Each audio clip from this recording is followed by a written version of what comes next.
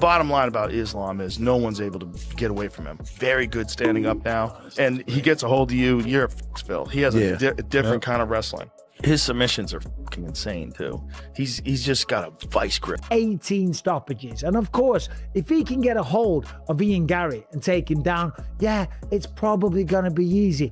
Ian will struggle to get back to his feet. And I don't think he can match Islam in terms of jiu-jitsu or submission grappling, okay? But it's the style that Ian Garry has. It is the length and the reach that he has. And it is his ability to silence out the crowd.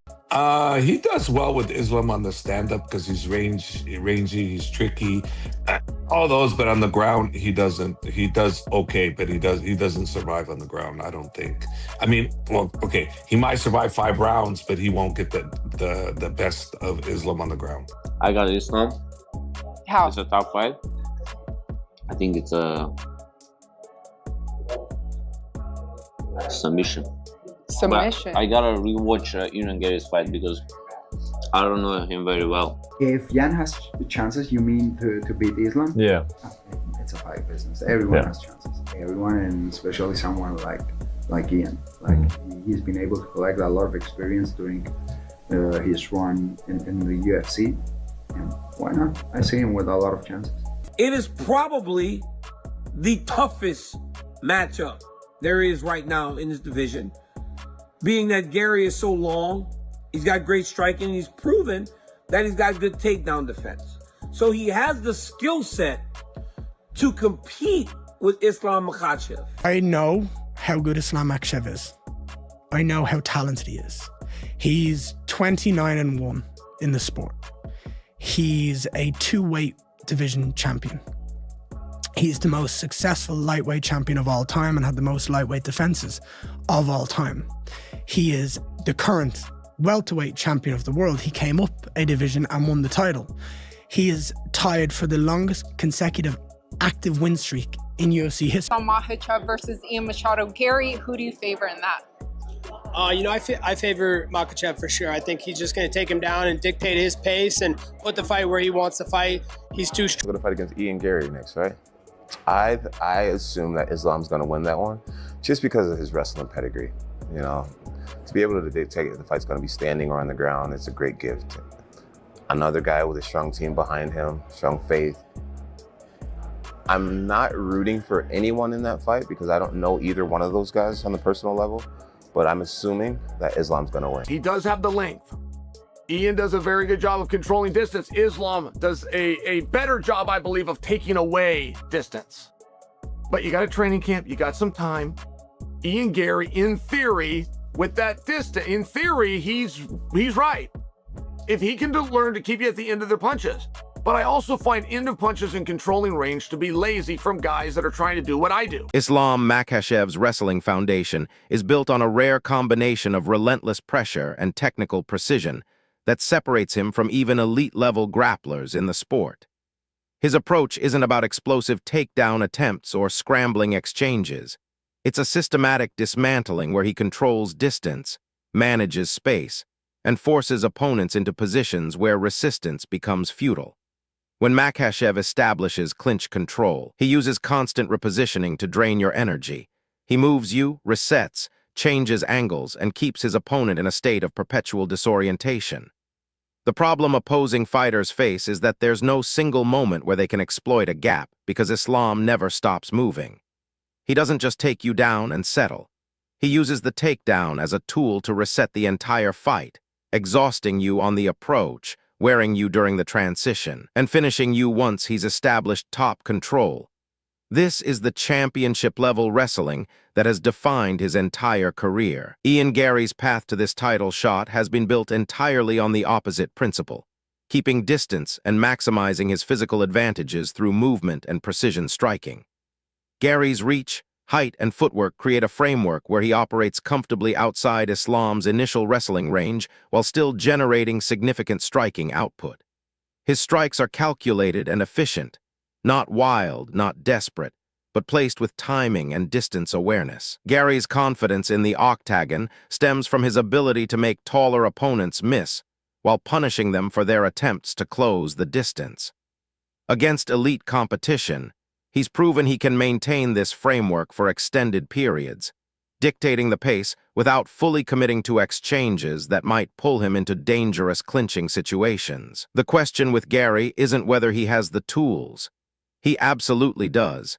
It's whether he can maintain that technical execution for a full 5-round championship contest against someone who specializes in breaking it down. The wrestling disparity between these two fighters is the central axis of this fight, and it's significantly in Islam's favor from a pure technical standpoint. Islam trained in a Dagestani wrestling system that prioritizes control over flashiness, with Javier Makhachev providing guidance that emphasizes position retention and constant pressure application.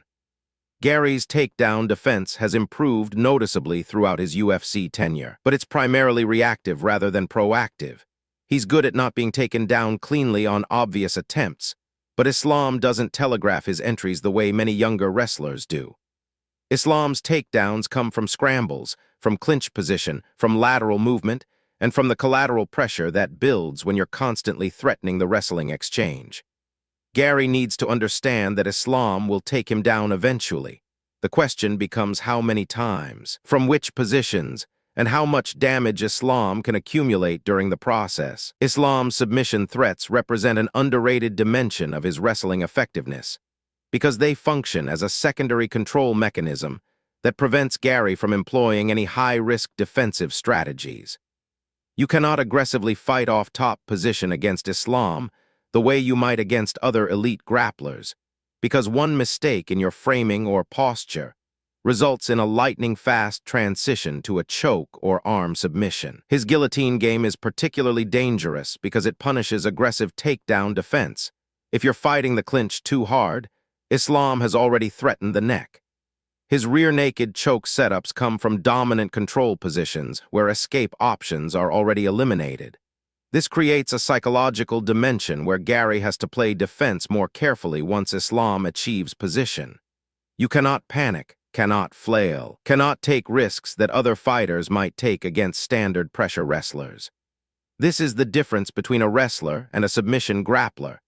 Islam operates at both levels simultaneously, and Garry's primary defensive strategy of explosive scrambling becomes significantly more dangerous when trying to escape against someone with Islam's submission arsenal. The striking differential is where Garry's advantages become concrete and measurable. Islam has developed into a competent striker. His time at welterweight against a diverse striking pool has forced that evolution, but Garry operates at a different technical level in the striking department. Garry's striking is precise, distances controlled, and built on timing rather than raw power. He throws with intention, moves with efficiency, and his distance management means that his strikes land from positions where Islam struggles to generate immediate clinch entries or takedown attempts. Islam's path forward involves eating strikes to close distance, absorbing damage to establish clinch control, and forcing Garry into a reactive position. The effectiveness of this strategy depends on Islam's ability to absorb Garry's precision striking without accumulating too much damage or degradation to his defensive positioning. If Garry's striking keeps Islam at distance without opening him up for the clinch, Islam's entire game plan becomes dependent on pure wrestling from neutral positions, which is technically sound, but less efficient than the clinch-to-control progression he prefers. Garry's movement creates an invisible boundary around his position that Islam must collapse through consistent offensive pressure. Garry doesn't fight in a phone booth style. He creates angles, circles out of danger, and maintains footwork that gives him escape routes before positions become desperate. This footwork is the primary tool that prevents Islam from establishing the extended control sequences that define his dominance. Against strikers who plant their feet and throw, Islam can more easily catch them mid-movement or counter their offensive rhythm with clinch attempts. Garry's lateral movement, however, means that Islam must pursue, and pursuit creates distance and reset opportunities. The question is whether Garry can maintain this movement for 25 minutes against one of the sport's best cardio and engine fighters. Movement requires energy expenditure that clinch-heavy fighters like Islam are specifically designed to exploit. Every step Garry takes, every angle he seeks, accelerates fatigue in a way that static position fighting doesn't.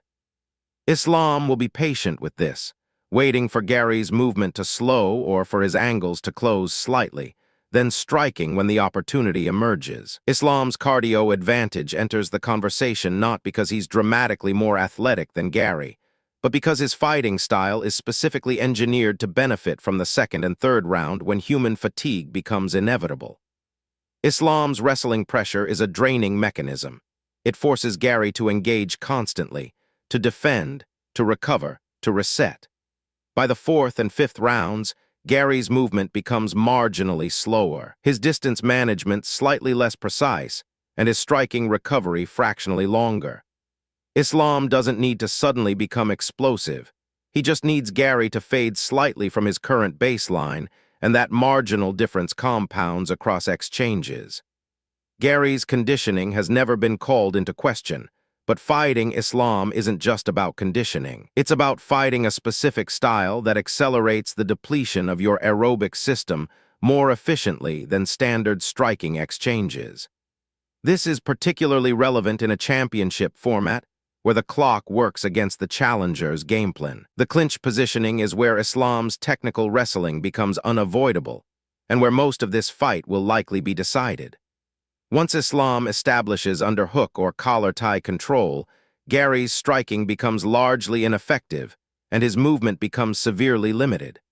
From clinch position, Islam can dictate the direction, manage Garry's posture, and create openings for either takedowns or submissions. Garry's primary counter-strategy in clinch should be lateral movement and angle changes that allow him to either reset to striking range or achieve underhook control himself. But Islam is significantly more experienced in clinch grappling exchanges and has trained these positions far more extensively. The clinch is Islam's domain, and Garry needs to avoid letting it become a dominant position. This means maintaining distance, throwing strikes that make Islam's clinch entries more costly, and resetting before Islam can establish control. If Garry allows Islam to dictate clinch exchanges for multiple rounds, the fight's decision-making becomes increasingly difficult because Islam will have already established positional dominance through pure wrestling mechanics. Garry's strike-to-clinch prevention is the tactical linchpin of his entire game plan, and it requires extraordinary precision and timing that cannot be executed with fatigue or timing degradation.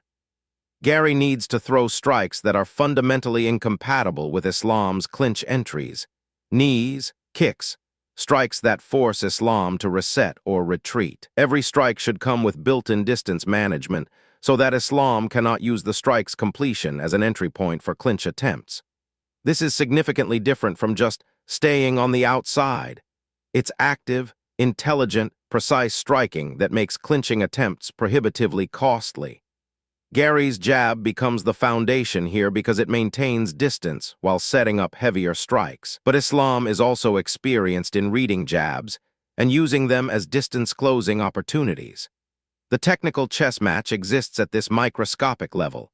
Islam trying to convert forward pressure and clinch attempts into control, Garry trying to use strikes and distance management to prevent Islam from ever establishing that control.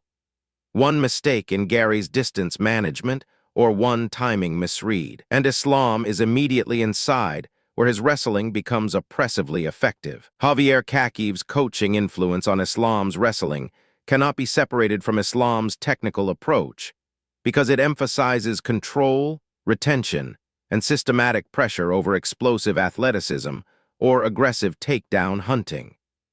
Kakiv has developed a specific wrestling philosophy that prioritizes position management and prevents opponents from establishing any stable positional base, and this directly impacts how Islam approaches clinch control and top position maintenance. Garry needs to understand that he's not just fighting Islam's individual technique, but an entire systematic approach to grappling that has been refined across Islam's entire career. This systematic precision is why Islam can defeat opponents with strong wrestling backgrounds. He's not necessarily stronger or more athletic, but his positional understanding and constant adjustment mechanics are superior. Garry's counter to this requires not just good wrestling, but intelligent positional work that exploits the specific vulnerabilities in Islam's system, which is a tall order for someone whose wrestling is primarily built on reactive defense. Garry's striking accuracy advantage becomes more significant the more Islam is forced to clinch, because every clinch position requires a controlled distance-closing approach that temporarily limits Islam's defensive options at the moment of entry. If Garry can time these entries and land significant strikes as Islam closes distance, Garry can accumulate damage across the fight while also establishing psychological pressure that makes Islam's clinch entries more cautious. This is the only mechanism through which Garry can force Islam into a pattern where wrestling becomes less appealing or more defensive. The striking doesn't need to be devastating, just consistent, placed with purpose, and timed against Islam's most vulnerable moments. If Garry cannot accomplish this, then Islam's wrestling advantage becomes almost insurmountable across 5 rounds, because Islam's pressure will systematically break down Garry's movement and distance management through pure attrition. The fight's architecture ultimately comes down to whether Garry can maintain his distance management and striking precision across all 5 rounds against an opponent specifically designed to collapse distance and impose wrestling pressure. Islam is a champion because he's exceptional at this task across elite competition. Garry is a challenger because he possesses the tools, reach, striking precision, and movement that theoretically counter wrestling-heavy approaches. The technical question is whether Garry's tools can be executed at the level required to defeat someone at Islam's championship experience and technical mastery. Islam doesn't need to be perfect. He just needs to execute his system with the precision he's demonstrated countless times before. Garry needs to be nearly flawless, maintain elite-level distance management for a full 25 minutes, land precise strikes that accumulate damage and discourage Islam's wrestling entries, and navigate clinch situations without allowing Islam to establish dominant control. This is technically possible, but it requires an execution level that few challengers reach when facing championship-level pressure specialists like Islam Makhachev. Islam Makhachev vs. Ian Machado Garry at UFC 330 represents a fundamental clash between 2 competing wrestling philosophies and fighting styles. Islam's systematic pressure and wrestling-based dominance will be tested against Garry's striking precision and movement-based evasion. The mechanics favor Islam because his wrestling system is designed to break down the exact approach Garry employs. But Garry's elite-level striking and physical advantages create viable technical counter-strategies if executed at an exceptionally high level. This is the nature of high-level MMA. The theoretically superior fighter based on pure wrestling credentials still faces a technical matchup that requires flawless execution to overcome. Islam will likely dictate portions of this fight through wrestling and clinch control. Garry's path to victory requires making those clinch entries costly through striking and maintaining distance management that prevents Islam from establishing extended control sequences. Neither fighter should be underestimated, but the technical mechanics and championship experience edge belongs to Islam Makhachev.